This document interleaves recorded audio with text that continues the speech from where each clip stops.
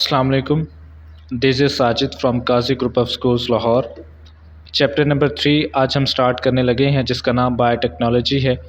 इस चैप्टर में हम डिफरेंट टॉपिक्स के बारे में जो है वो स्टडी करेंगे, उसके बारे में सीखेंगे। पहला जो टॉपिक होगा वो बायोटेक्नोलॉजी से रिलेटेड होगा। उसके बाद हम डीएनए के बारे में पढ़ेंगे कि डीएनए जो है वो किस तरह से कॉपी होता है और कैसे बनता है। देन हम relationship between DNA, chromosome and genes के बारे में पढ़ेंगे। उसके बाद बैक्टीरियम के बारे में पढ़ेंगे और फिर पढ़ेंगे कि बैक्टीरियम में जो है वो कैसे जीन्स इंट्रोड्यूस करवाए जाते हैं। और कुछ बायोटेक्नोलॉजिकल जो प्रोडक्ट हैं उनके बारे में हम डिस्कस करेंगे। एप्लीकेशन ऑफ बायोटेक्नोलॉजी के बारे में डिस्कस करेंगे। ये जो मैंने आपको 6-7 हेडिंग्स बताई हैं, ये इस चैप्टर्स की आप कह लें आउटलाइन है कि इस चैप्टर को हमने स्टेप बाय स्टेप जो है वो इस तरह से समझना है, पढ़ना है। आज का जो हमारा टॉपिक है वो बायोटेक्नोलॉजी ही है। चैप्टर का नाम भी बायोटेक्नोलॉजी और हमारे टॉपिक का नाम भी बायोटेक्नोलॉजी है। बायोटेक्नोलॉजी ये 2 वर्ड से बना हुआ है। पहला वर्ड बायो है, जिसका मतलब होता है लाइफ, और टेक्नोलॉजी जो है वो स्किल्स को, मेथड या प्रोसेस जो है इन साइंटिफिक रिसर्च या इंडस्ट्रीज़ में जो है वो इस्तेमाल की जाती हैं। डिफरेंट स्किल्स, डिफरेंट मेथड या प्रोसेस, जिसको हम टेक्नोलॉजी कहते हैं। बायो का मतलब लाइफ है, तो लिविंग ऑर्गेनिज्म पर जो है वो टेक्नोलॉजी को अप्लाई कर कर या लिविंग ऑर्गेनिज्म को जो है वो उसका रोल देखना है टेक्नोलॉजी में कि किस तरह से जो है वो बेनिफिशियल चीज़ें बनेगी इंसान के लिए, क्योंकि पॉपुलेशन जो है वो बढ़ती जा रही है और इसी तरह से इंसान की जो नीड है वो भी, उसकी जो रिक्वायरमेंट है वो भी बढ़ गई है, ज़रूरियात जो हैं वो भी ज़्यादा होती जा रही हैं।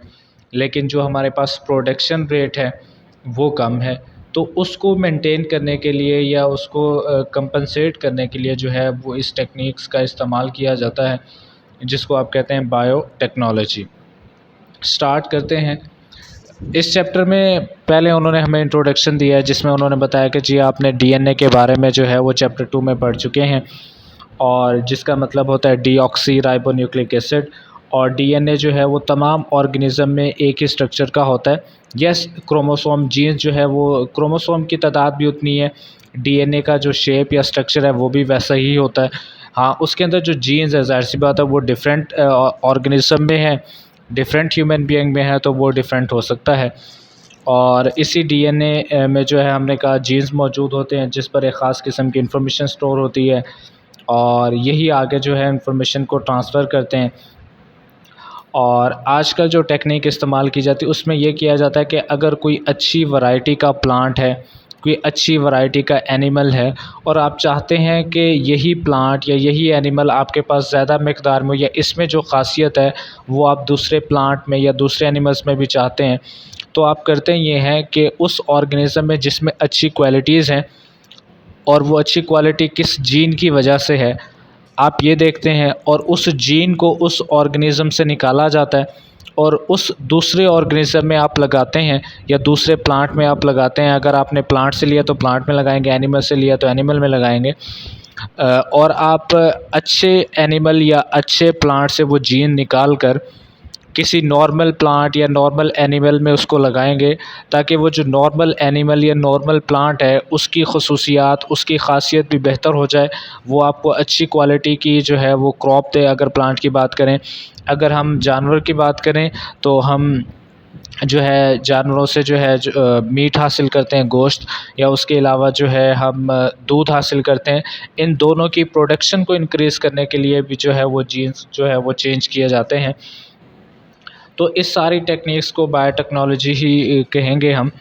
अब इस टेक्निक में होता क्या है, साइंटिस्ट जो है वो एबल हुए हैं इस काम के कि कैटल्स, जो मवेशी हम घर में पालते हैं, किस लिए पालते हैं, या दूध के लिए पालते हैं या गोश्त के लिए पालते हैं, मिल्क और मीट की जो प्रोडक्शन है उसको बढ़ा सकें इस टेक्निक के ज़रिए, और ऐसे प्लांट ग्रो करवाएं जिनके अंदर ज़्यादा न्यूट्रिशनल वैल्यू हो as compare to other plant, और ऐसी बीमारियों का इलाज करवाया जाए या ऐसी डिज़ीज़ का इलाज कराया जिनका इलाज जो है वो मेडिसिन से पॉसिबल नहीं है, तो वो जीन्स को क्योर करके, जीन्स को ठीक करके, रिप्लेस करके जो है वो इलाज किया जा सकता है। ये तमाम के तमाम जो है सब के सब एडवांसमेंट है इन the field of biotechnology. Biotechnology एक मेजर फील्ड है, उसके अंदर फिर सब फील्ड्स आती हैं जिसमें ये सारे काम होते हैं।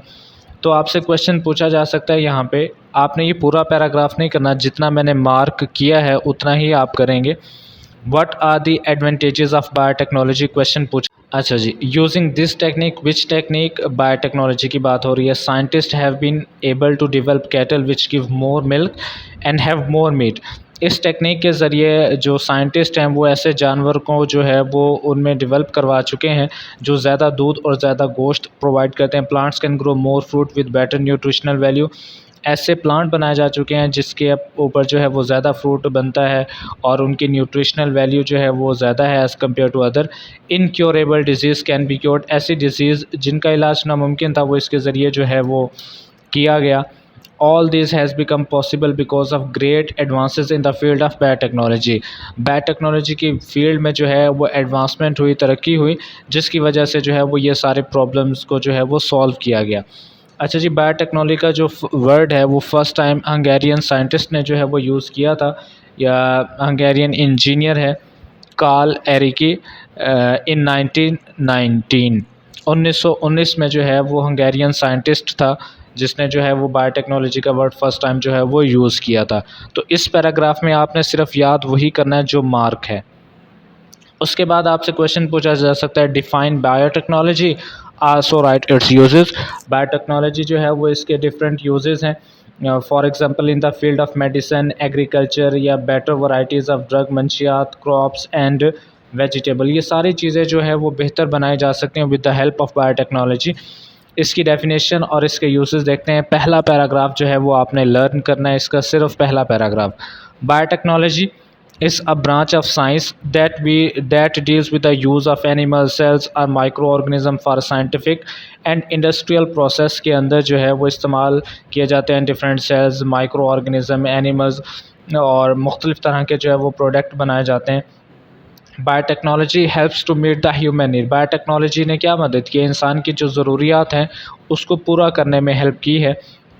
It is also being used in medicine, medicine की फील्ड में, एग्रीकल्चर की फील्ड में, to produce better varieties of drugs, crops and vegetables. ये तो आपने इस क्वेश्चन का आंसर जो आपको लिखा हुआ है, define biotechnology and also write its uses. और दूसरे पैराग्राफ को आपने जस्ट रीड कर लेना, ये इन्फॉर्मेशन के लिए है। We know that the characteristics of living organism are determined by gene that are present on the chromosome. वही बात हमें पहले पता है, जीन क्रोमोसोम पे हैं और यही कैरेक्टरिस्टिक्स को डिटरमिन करते हैं। Scientists bring changes in gene of microorganism to produce desirable characteristic by inserting genes of interest। gene of interest कहते हैं जो genes आप लगाना चाहते हैं। कहते हैं साइंटिस्ट जो है माइक्रो ऑर्गेनिज्म के ज़रिए जो है जिस ऑर्गेनिज्म में आप जीन चेंज करना चाहते हैं उसका जो वो ख़राब या नॉर्मल जीन है उसको आप रिप्लेस करते हैं with better gene. Biotechnology is both N ancient art and a modern science. ये आजकल के जदीद साइंस भी है, पुराने वक्तों में भी इस्तेमाल होती थी, लेकिन पुराने वक्तों में लोग इसको बायोटेक्नोलॉजी नहीं कहते थे, लेकिन यही मेथड यही होता था, यही कुछ होता था। We can see its application in different field of our life. हम अपनी ज़िंदगी के मुख्तलिफ जो फील्ड हैं उसमें इसकी एप्लीकेशन देख सकते हैं। तो बस आपने बस जो है पहला पैराग्राफ जो है वो इसका याद करना है। उसके बाद है biotechnology as an ancient art, explain biotechnology as an ancient art. पुराने वक्तों में जो है वो किस तरह से बायोटेक्नोलॉजी को इस्तेमाल किया जाता था या इसकी क्या हिस्ट्री है, आपसे इसके बारे में पूछा जा सकता है, तो ये आपने मुकम्मल करना है। पुराने वक्तों में बायोटेक्नोलॉजी जो है वो आर्टिफिशियल सिलेक्शन के ज़रिए की जाती थी, जिसे ब्रीडिंग भी कहते हैं हम, कि अच्छी क्वालिटी और नॉर्मल क्वालिटी का जो एनिमल या प्लांट है आप उनका क्रॉस करवा दें और उससे आगे जो जनरेशन डेवलप होगी उनमें जो है वो अच्छी कैरेक्टरिस्टिक्स डेवलप हो जाएंगी। लेकिन ये एक लेंथी प्रोसेस है, इसमें बड़ा ये टाइम कंज्यूमिंग है, बड़ा टाइम लगता है। तो इसको ख़त्म करने के लिए, ओवरकम करने के लिए आगे हम एक टेक्निक पढ़ेंगे जिसको कहा जाता है जेनेटिक इंजीनियरिंग, जिसमें डायरेक्टली जो है वो जीन्स तब्दील कर दिए जाते हैं। जो कैरेक्टरिस्टिक्स आप बेहतर करना चाहते हैं आप उसका सिर्फ जीन्स बदल दें, आपको क्रॉस की ज़रूरत ही नहीं पड़ेगी। Biotechnology as an ancient art start करने लगा हूँ मैं। The word biotechnology is modern, ये आजकल इस्तेमाल होता है, but people have been using biotechnology to produce some of their staple food since ancient time. अपनी पसंदीदा खुराक बनाने के लिए वो इसको इस्तेमाल करते रहे हैं। आर्टिफिशियल सिलेक्शन और selective breeding is also a kind of biotechnology. Biotechnology की जो वो एक किस्म है।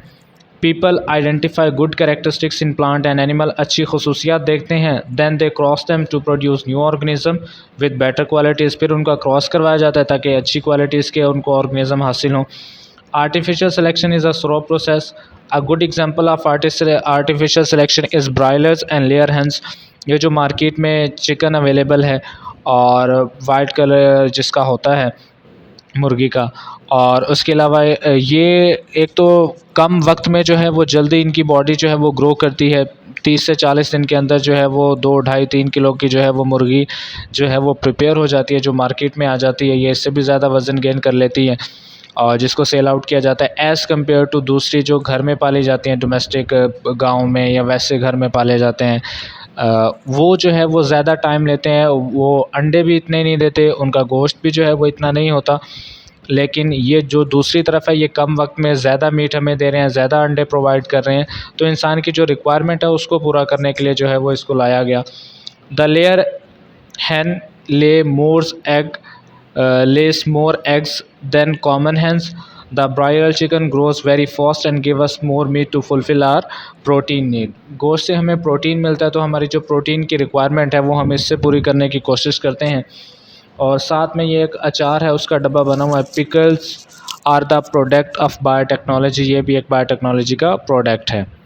उसके बाद आप देख सकते हैं ये ब्रायलर चिकन है और साथ में आपको एक काऊ नज़र आ रही है और ये सेलेक्टिव ब्रीडिंग के नतीजे में बनाई गई है और इससे ज़्यादा दूध हासिल किया जाता है as compare to our domestic cows.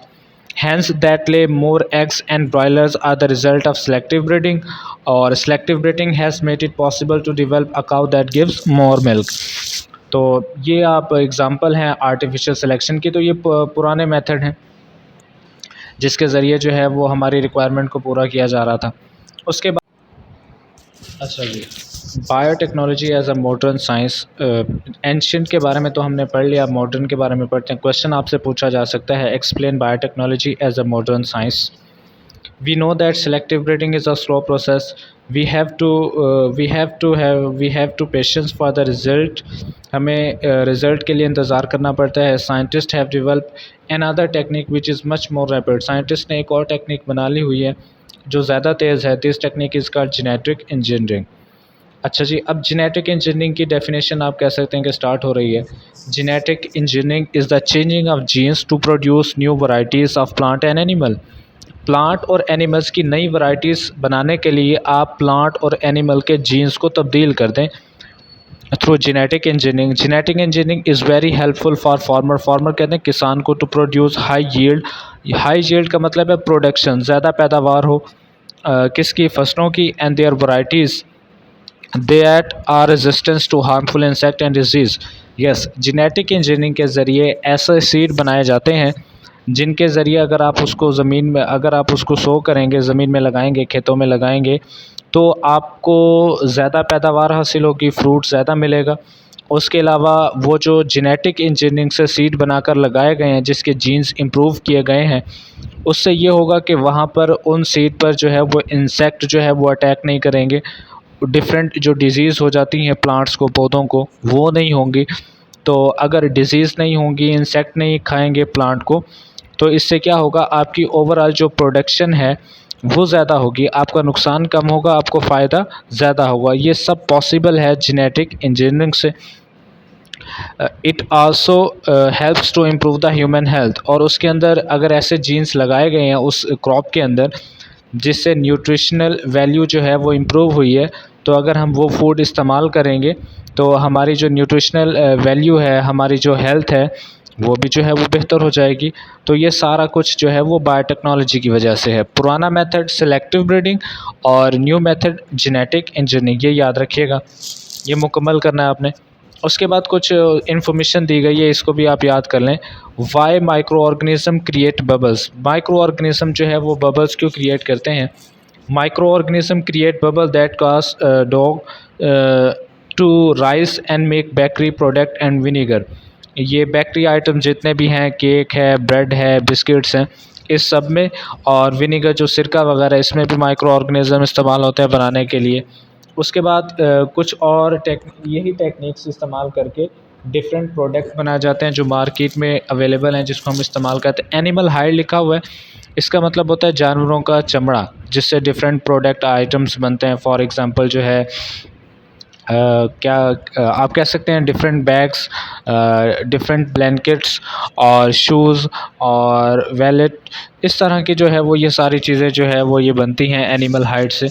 Disposable product बनाए जाते हैं, इंसुलिन बनाई जाती है, वो सारा जो है वो मॉडर्न टेक्नोलॉजी है, बायोटेक्नोलॉजी की।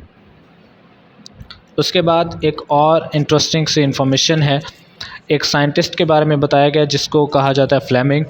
Who was Alexander Fleming? Alexander Fleming कौन था, आपसे पूछा जा सकता है। आपने ये 2-3 लाइनें मुकम्मल जो इसकी हैं वो लिखनी है।